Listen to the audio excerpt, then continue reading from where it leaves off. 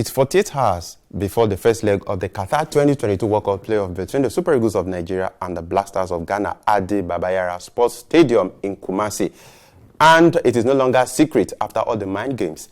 Ghanaian coach, Otto Addo, has released the list of 28 players. He has finally been made public after all the hide and seek for the Super Eagles of Nigeria. 28 players, and that comprises 4 strikers, 11 midfielders and wingers. Then we have 9 defenders and 4 goalkeepers. So today we'll be shifting our attention on the show, our daily countdown, to players to watch in the Black Stars team as we continue preparation for that Tatangi battle in Ghana. Kayode Gundare is very much around. Kayode, once again, thank you for coming on the show. Finally, it is here. We've talked about it. We've talked about the mind games, the gimmicks and all that. Now it is here. 28 players, Otto Addo and Chris House. Finally, and the GFA, of course, because they had the sanction of the GFA to hold back the list. Now it's in the public eye. 20 players to do a battle against the Super Eagles of Nigeria. I'm sure you've seen the list, Kayode. Yeah, absolutely. Okay, so today we'll be looking at players to watch out for in that Ghanaian team. The Super Eagles of Nigeria have to be very, very, very, very careful as we prepare for that game. Kayode, let's shift our attention quickly, like we said, to the goalkeepers. We have the 4 goalkeepers. We had only 3 goalkeepers, but Otto Addo decided to bring in 4 goalkeepers. And it's a total overhaul when you compare the list to what the Ghanaians took to the 2021 African Cup of Nations in Cameroon. And he had only 1 home-based player. I'm talking about Kosa, who plays for the Hearts of Oak. Total revamping of the team, Kayode. No, well, maybe not total. Not total, kind of, but when you have about 10 new players coming into the team. Yeah, it shows a new direction, a new way of thinking, a new philosophy for the manager. And you know one thing, the reality on ground is that whatever he's doing now is in the short term for the 2 games. Afterwards, he's now going to sit down if he continues in the position, because that's a big if. If he continues in the position, he will now sit down and have long-term plans for how he wants to proceed with the job. But whatever it is that the technical crew are doing now, it is for the benefit of these 2 games. That's why I am not surprised that he has dropped most of the home-based players. No disrespect to home-based players in Ghana or Nigeria. But the fact is, you need players who are ready for the job. And whatever it is you need to do, you need players who are willing and ready to do it. And I take cognizance of the fact that there are more German-based players in the team. It shows his familiarity as he's very familiar with Borussia Dortmund, where he's an assistant coach. So I think for me, it's a new team. It's an exciting team to look at when I went through the list. And I also sound a word of caution now that this is Ghana's team for the playoff against Nigeria. It is not the team that went to the AFCON. So we should not... That is why I said it is more like a total overhaul, kind of. We should not judge this team by what they did at the AFCON. Whatever comes out of this 2-leg fixture, we talk about them. Now, these players, even the ones that went to the AFCON, I'm sure now that they realize where they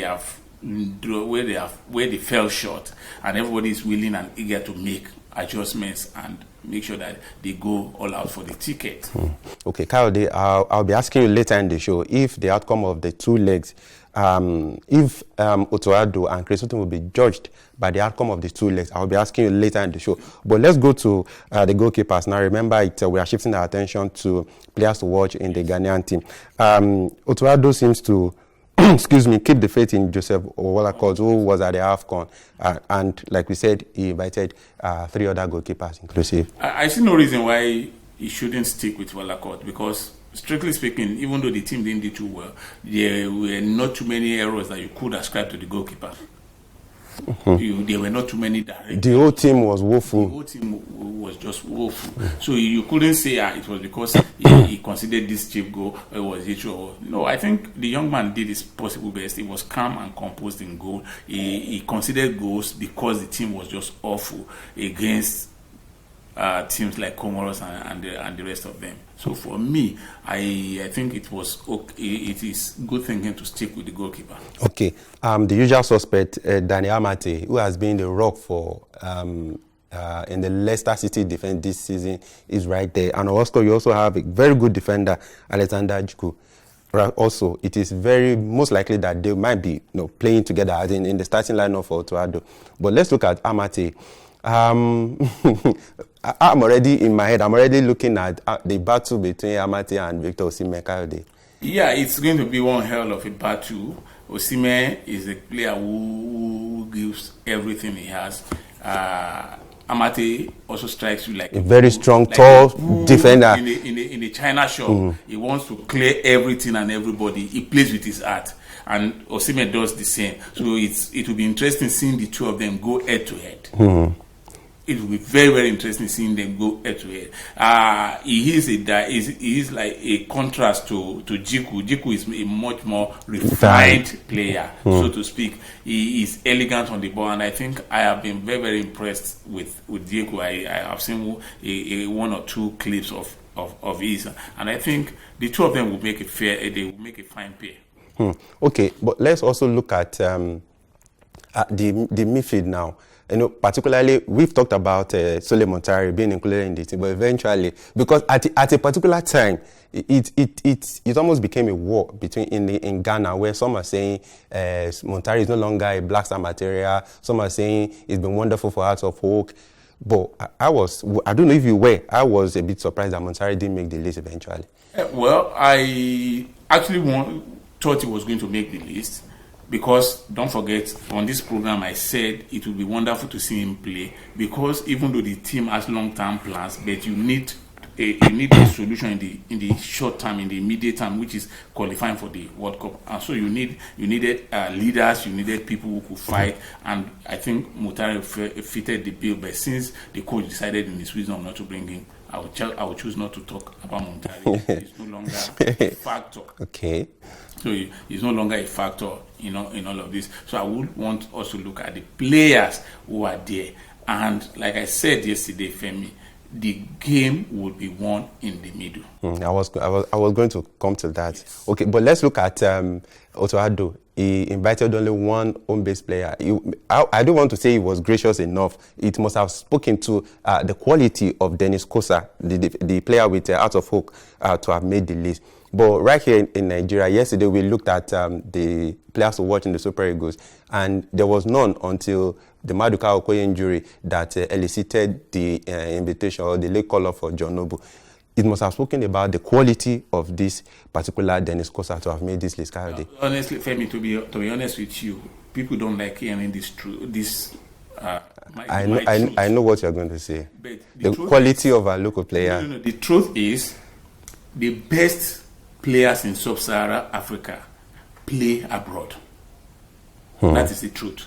In Nigeria, Ghana, Ivory Coast, Senegal, all of these countries, fine, there will be the odd player here and there that will show promise, but and those players, I can tell you that under 3 months they are on a plane hoping to get a deal in Europe. So if your best players are in Europe, I see no reason why you should not use them.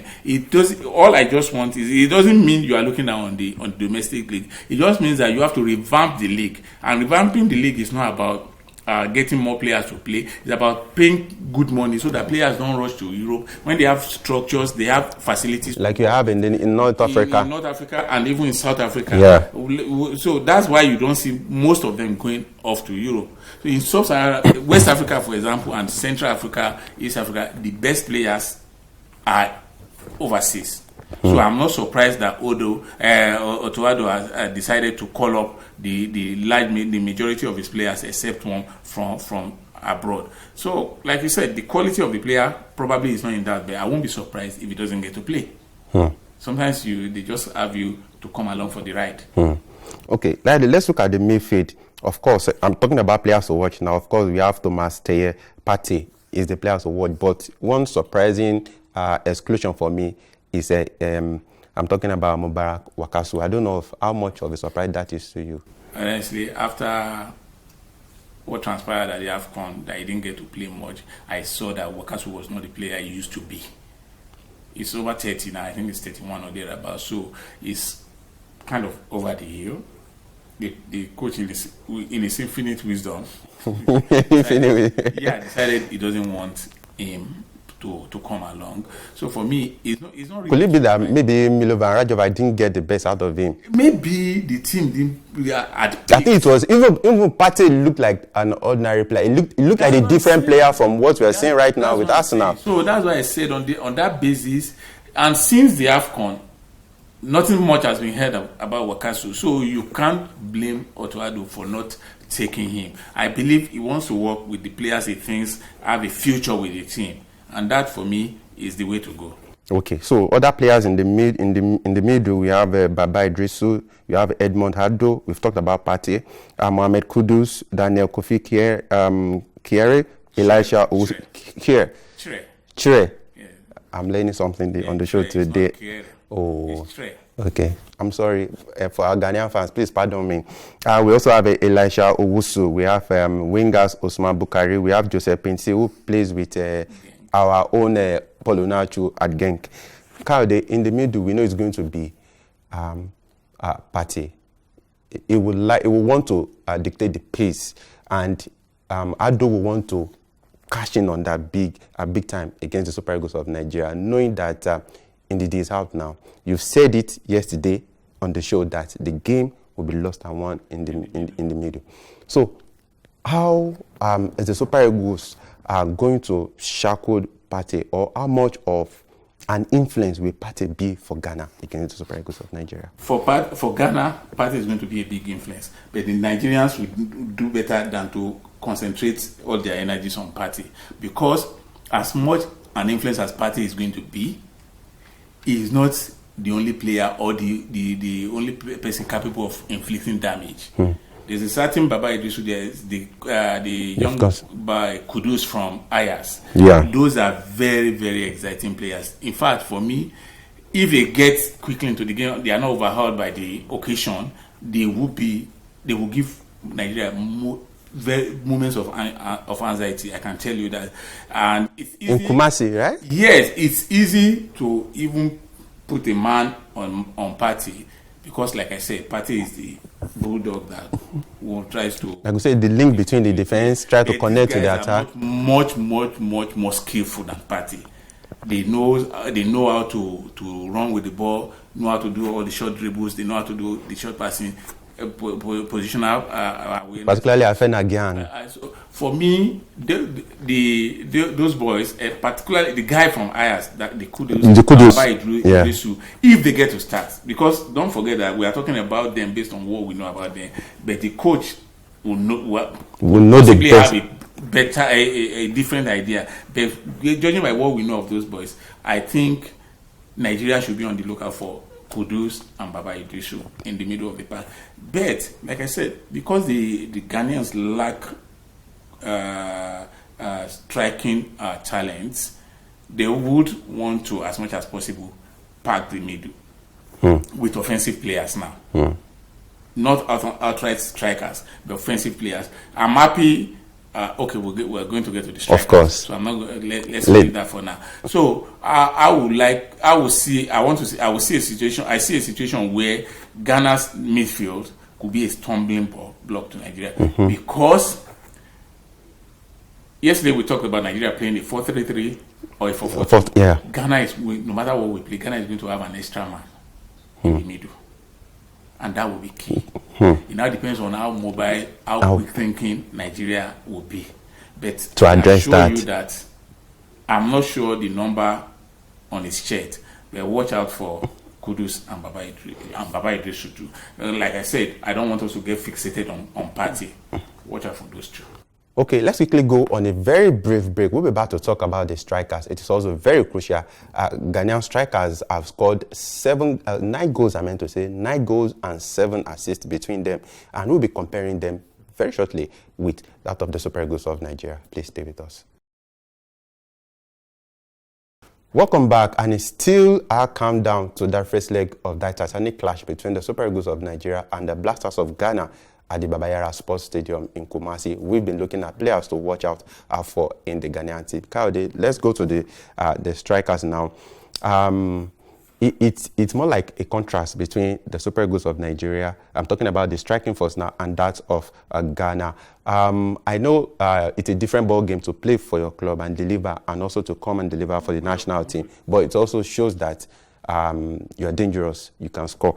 For the Ghanaians, for the 4 strikers that Ado has called up, they've scored 9 goals and 7 assists, compared to Super Eagles of Nigeria. Just 4 of Super Eagles strikers have scored 58 goals and they have almost 30 assists. Kayode, before I reel out the names of the strikers, how much of difference do you think that will make going into the game in Kumasi and also even the return leg in Abuja? Over 2 legs, the quality of the strikers will show through, but it may not quickly be evident in the first leg alone, in 1 leg. But since there are 2 legs, if those players are really worth all the noise we are making about them, it should show over 2 legs. You cannot have the kind of players that you are claiming Nigeria have, and over 2 legs they are not able to score goals. Then that means that's why I say it's a different ball game sometimes. So, but for me, I think the gulf in the numbers don't lie. 58, 59 goals. 58 goals and almost 30 assists. 9 goals, they are different. But you know what?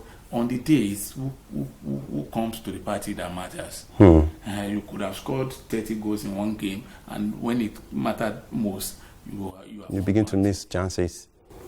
So that's why I would. Okay.